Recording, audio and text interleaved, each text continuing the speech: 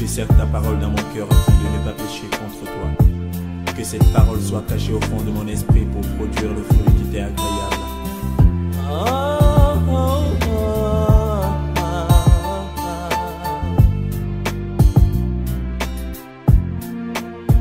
Plus que jamais j'aime ta parole. Shalom, shalom, shalom. C'est avec bonheur que je vous retrouve toujours sur cette plateforme, notre plateforme, votre plateforme, celle du Forum de la Bonne Semence. Vous vous souvenez, la dernière fois, nous avons eu à traiter de la thématique relative à l'hospitalité radicale d'Abraham.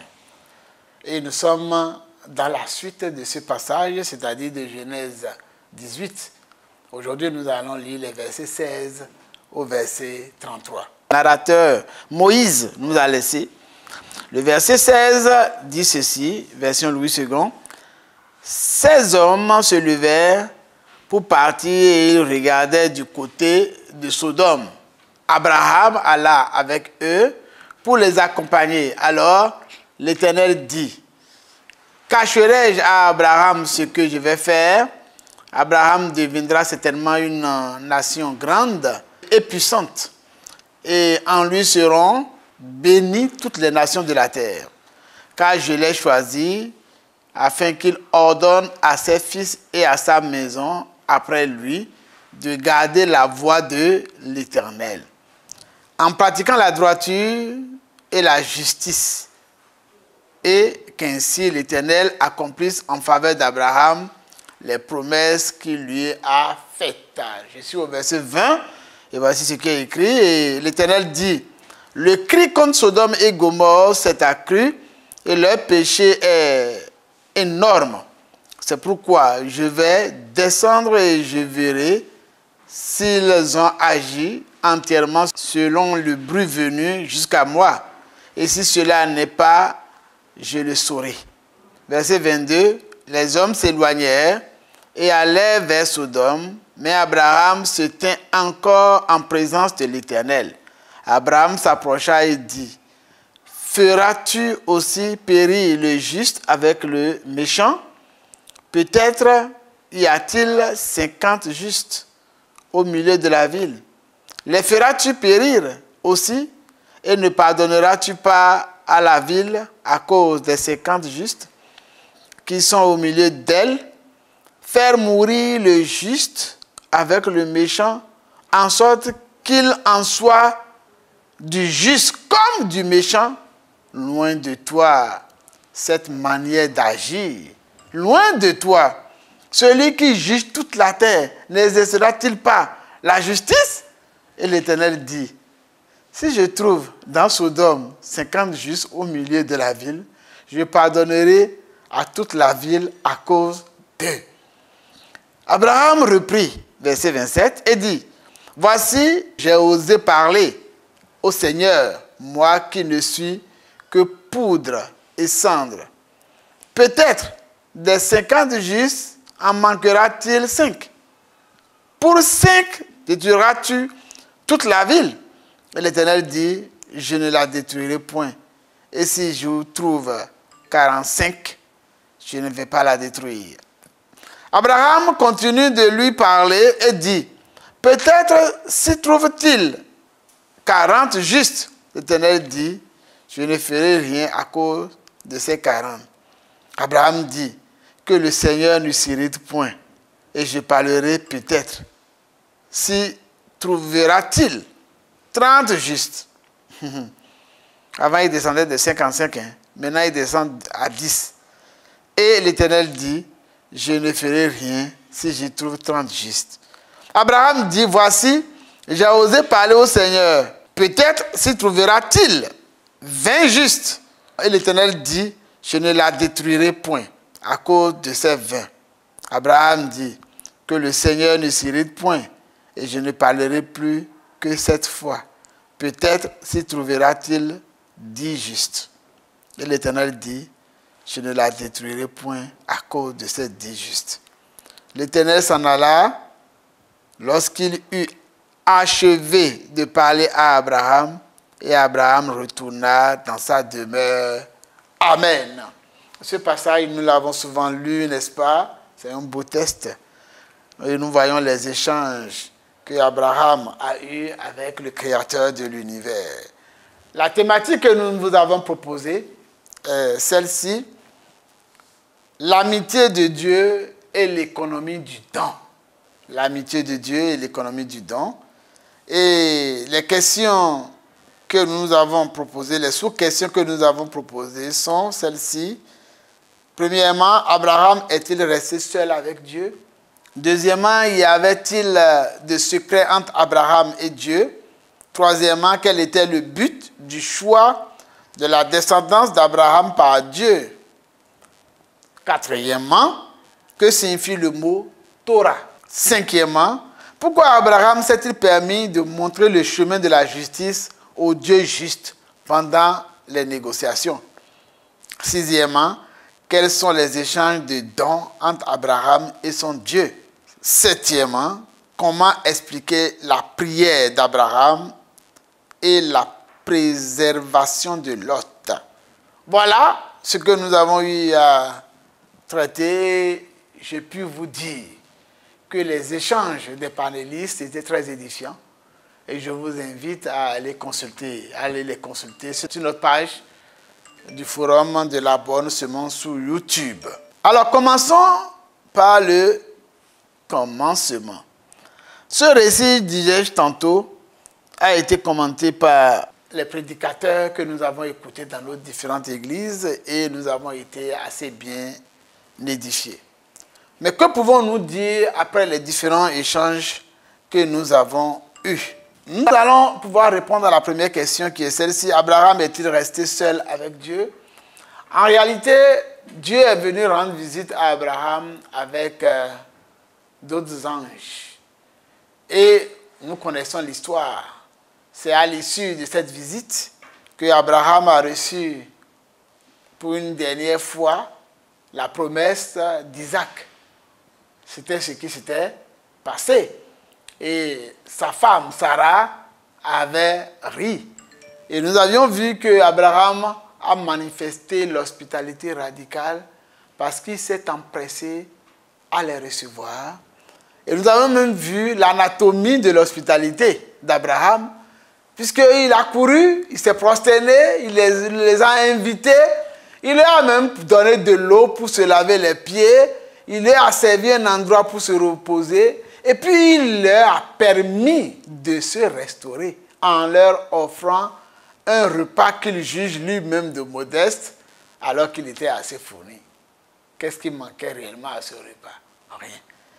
Donc Abraham, voilà qu'il a été très hospitalier. Mais, juste après la conversation et les différentes promesses faites, où nous avons découvert que Abraham était en train de causer avec quelqu'un qui est omniscient, qui connaissait le nom de Sarah, qui était derrière et qui n'était pas présenté, qui savait qu'elle n'avait pas d'enfant, alors qu'il n'avait rien dit à ce sujet.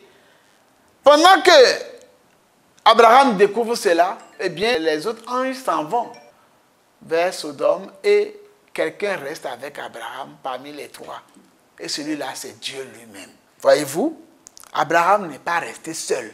Dieu est resté avec Abraham, y compris physiquement. Dieu est resté avec lui. Qui n'aurait pas voulu recevoir la visite de Dieu et de se retrouver en présence de Dieu? Voyez-vous, c'est en cela que la thématique est appropriée, l'amitié de Dieu et l'économie du temps. Dieu offre son amitié à Abraham.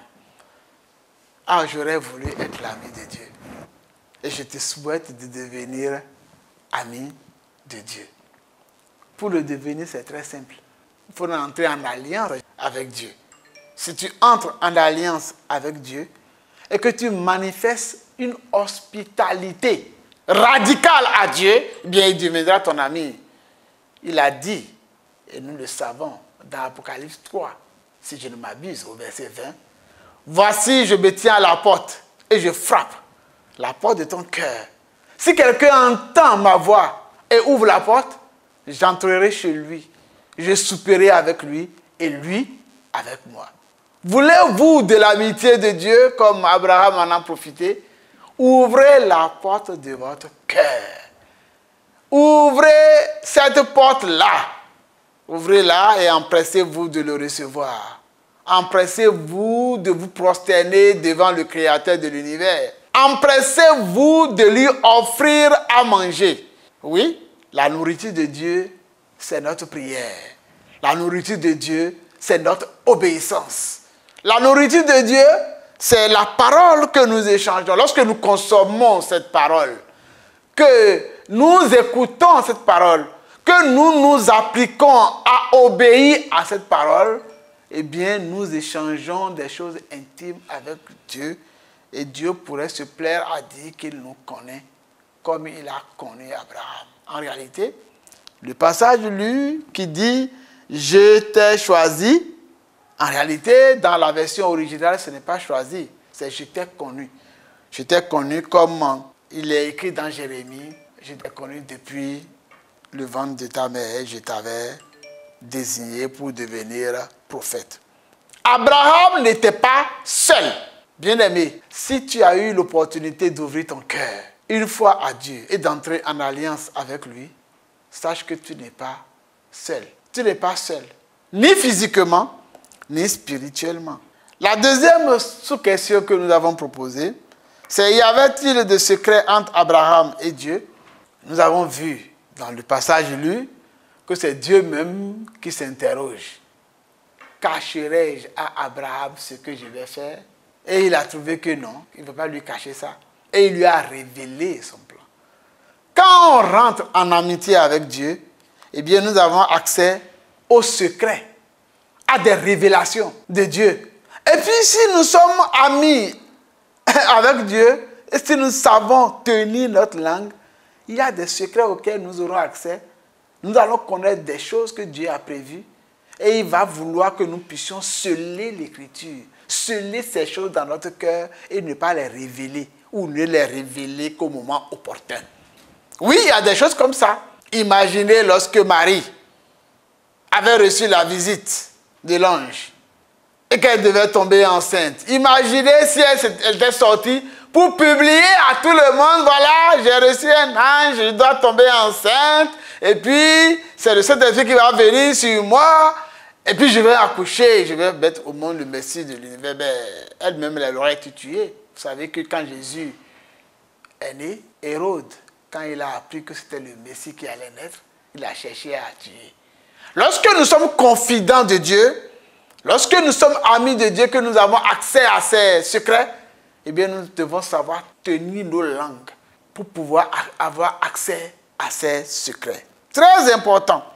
Donc, au départ, il y avait des secrets entre Abraham et Dieu. Mais dès que Dieu a décidé de lui révéler cela, eh bien, Abraham a su. Et quand Abraham a su ce secret-là, il dit, ah! Il est rentré vraiment, il a continué la conversation et puis il est rentré en intercession. Nous allons y revenir. Mais en attendant, regardons la sous-question 3. Quel était le but du choix de la descendante d'Abraham par Dieu? Quel était le but du choix? C'est clair là. Il est dit dans le passage lu, à partir du verset 18, Genèse 18, verset 18, il a écrit: Abraham deviendra certainement une grande nation et puissante, une nation grande et puissante. Et en lui seront bénies toutes les nations de la terre, car je l'ai choisi. J'ai dit tout à l'heure que le mot indiqué, ce n'est pas choisi, mais c'est connu. C'est ça, je l'ai connu. Ça veut dire qu'il a connu le cœur d'Abraham. On choisit parmi 1, 2, 3, 4, mais il n'y avait personne. En réalité, Dieu l'a connu, Dieu a connu son cœur et il a préféré faire avec ce reste. Je l'ai connu donc, si on doit aller dans le texte original, afin qu'il ordonne à ses fils et à sa maison après lui de garder la voie de l'Éternel. Donc le but, c'est pour que les enfants d'Abraham puissent garder la voie de l'Éternel en pratiquant la droiture et la justice. Et qu'ainsi l'Éternel accomplisse en faveur d'Abraham les promesses qui lui a faite.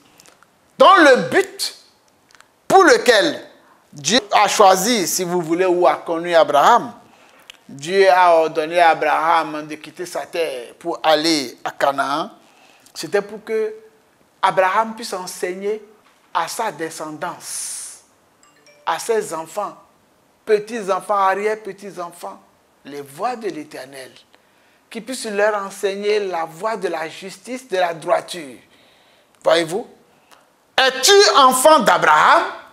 Si tu es enfant d'Abraham, tu es appelé à connaître, à t'instruire au pied du maître, à connaître les voies de la droiture et à pouvoir suivre cela.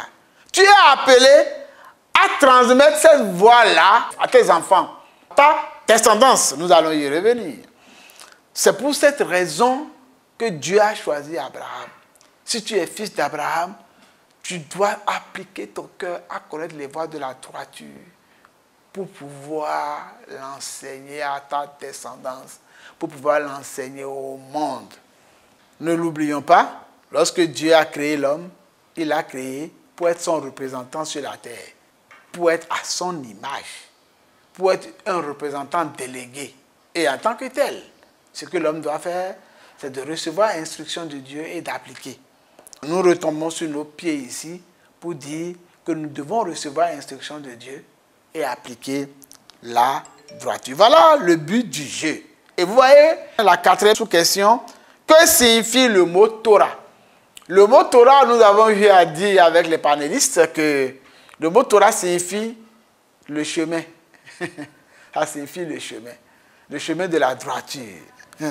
Le chemin qui mène à Dieu, le chemin qui plaît à Dieu, le chemin tracé par Dieu. C'est ça ce que veut dire la Torah.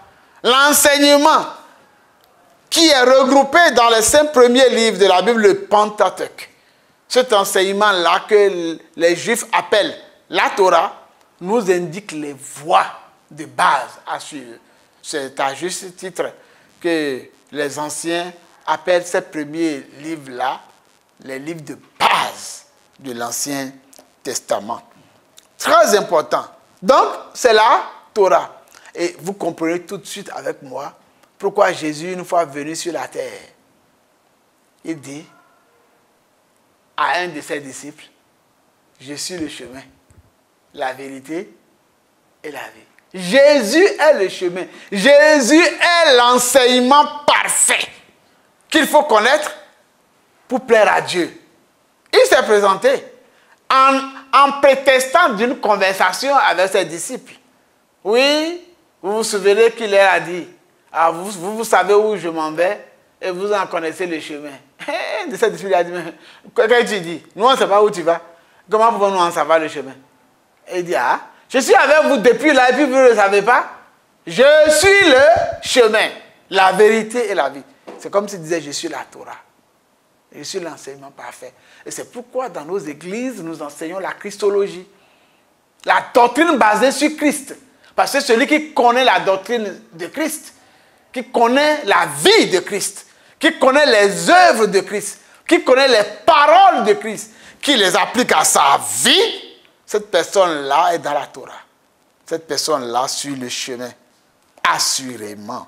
Cette personne-là ne va pas se perdre. 5e sous-question. Pourquoi Abraham s'est-il permis de montrer le chemin de la justice au Dieu juste pendant les négociations? Voyez-vous, ici, lorsque j'étais à l'école de la Torah avec ces enseignants-là, ils m'ont fait comprendre qu'Abraham s'était permis de critiquer Dieu. Il a critiqué Dieu. Il a voulu montrer à Dieu, alors que Dieu l'avait choisi pour enseigner la justice à ses enfants. Lui, il a voulu enseigner la justice à Dieu lui-même. Il est allé plus haut que la chaussure. Toi, on te dit, enseigne à tes enfants. Et Dieu te montre simplement ce qu'il veut faire. Puis tu te dis, ah, jamais. Non, il dit, Halila Leha. À Dieu ne plaise que cela n'arrive pas. Ça ne va pas avoir lieu. Jamais. Quoi? Tu vas... Non, tu ne peux pas faire ça. Comment le Dieu de l'univers, qui doit appliquer la justice, il va faire périr à la fois le juste et le méchant? Non, non, non, non, tu ne feras pas ça. Ah, toi aussi. Comment tu peux faire ça? Tu vas faire périr le juste et le méchant? Quand même, il peut y avoir 50 justes dans cette ville-là. S'il y a 50 justes, est-ce que tu vas détruire les 50 à cause de tous ces méchants? Dieu, là, il ne parle pas beaucoup. Il dit, bon, si je trouve 50, toi, tu veux m'enseigner la justice, non? Hein? Toi, que je suis en train de choisir, je suis en train d'éprouver, hein? Toi que je suis en train de modeler, d'éprouver, pour que tu puisses connaître la justice, toi, tu veux m'enseigner la justice.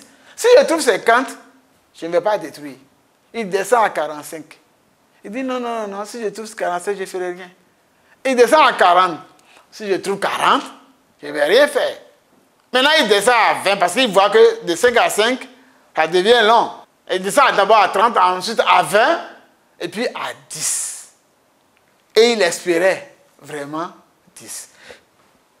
Malheureusement, il n'y avait même pas 10 personnes dans cette ville-là, à Sodome et Gomorrhe, il n'y en avait pas. Et Dieu devrait passer au jugement.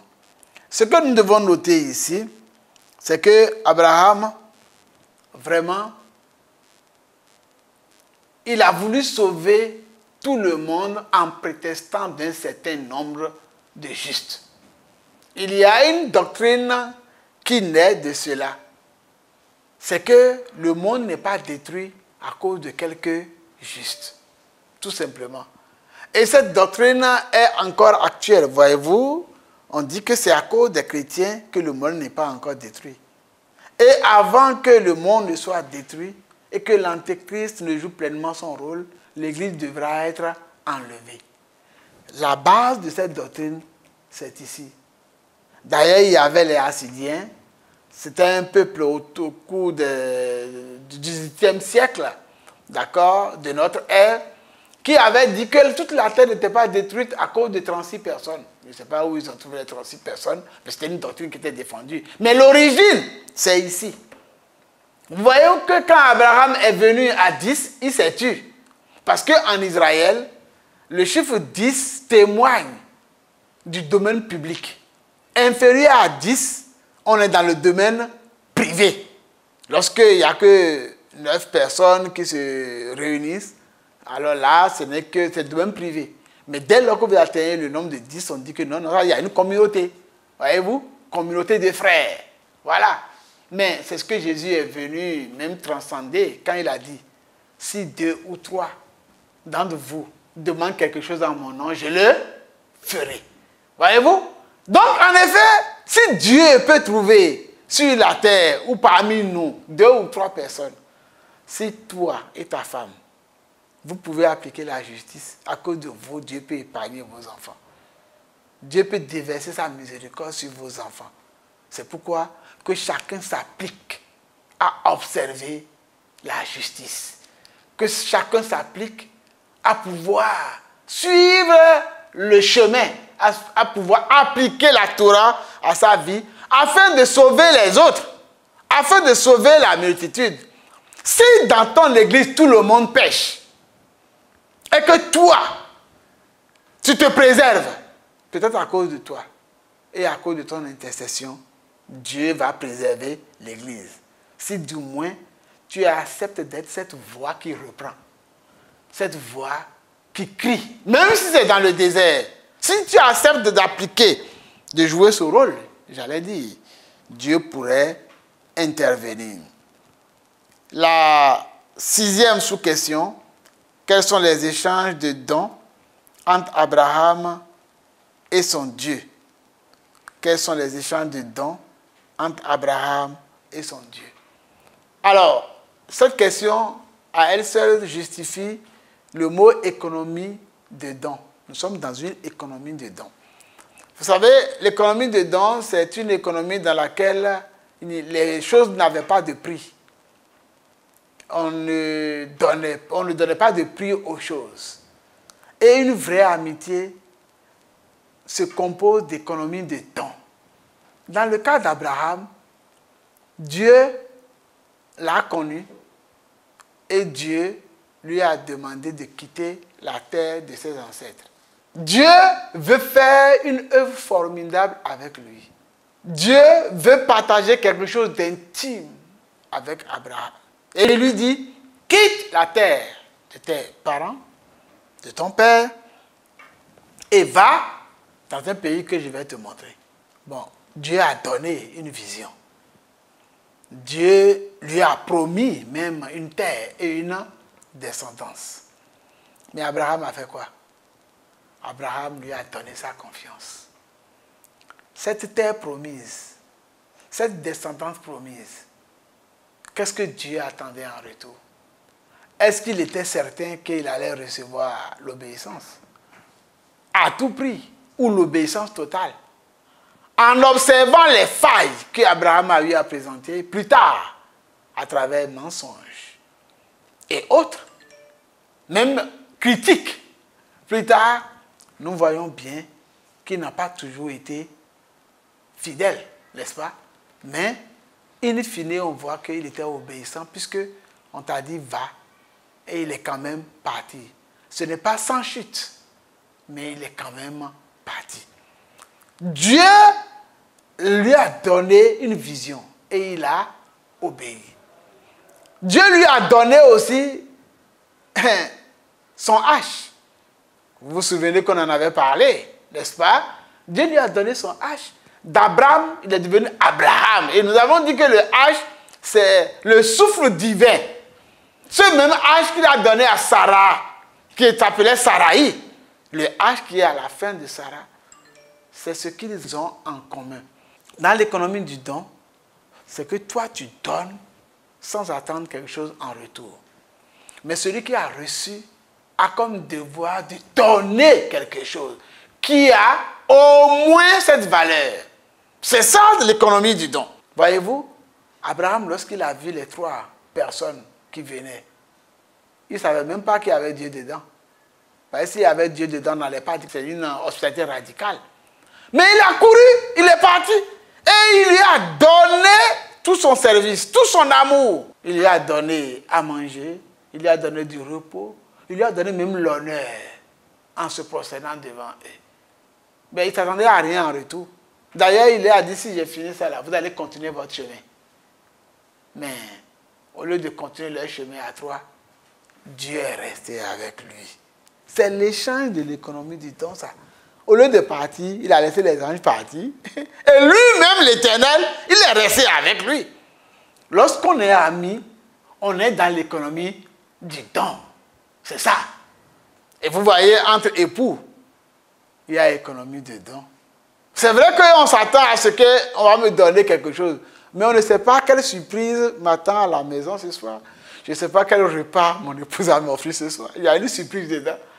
OK? Et je peux être là et puis elle va m'offrir une montre. Voyez-vous, celle que je porte là actuellement, ça vient d'elle. Elle qui me l'a offerte. Elle ne s'attend pas à ce que je fasse forcément quelque chose en retour. Moi aussi, je peux lui faire des surprises. Dans un vrai foyer, on est dans une économie de dons.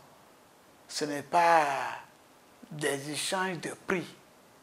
Voilà. On donne sans attendre quelque chose en retour forcément. Parce que la personne à qui tu donnes peut ne pas avoir le temps de te rendre avant de mourir.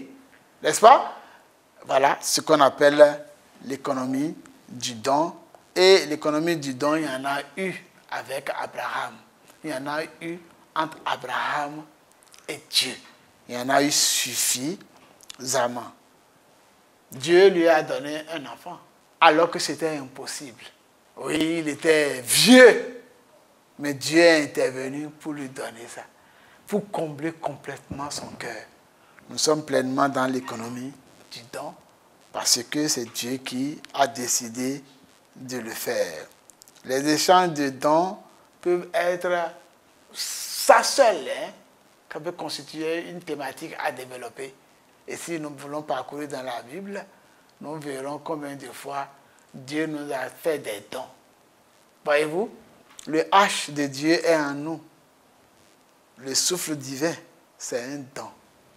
S'il décide de prendre, tu n'existes plus. Qu'as-tu fait pour mériter cela? S'il a pris, tu n'es plus.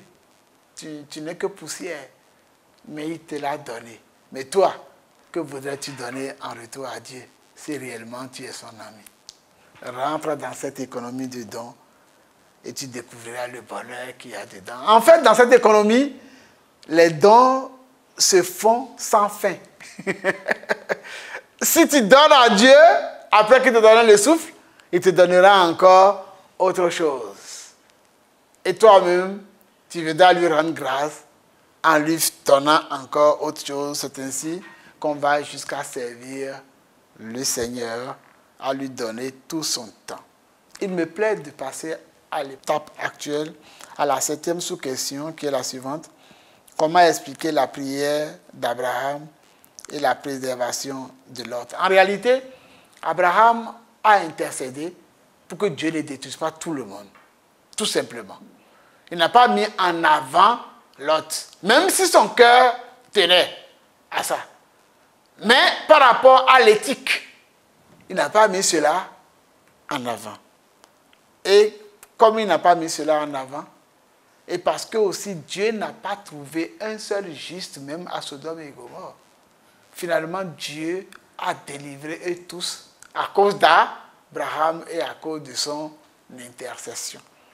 En réalité, si nous sommes fidèles, que nous partageons avec Dieu son H, son het en hébreu, si nous partageons avec Dieu cela, et qu'il connaît nos aspirations profondes, et puisqu'il connaît nos aspirations profondes, je suis certain qu'il va nous exaucer.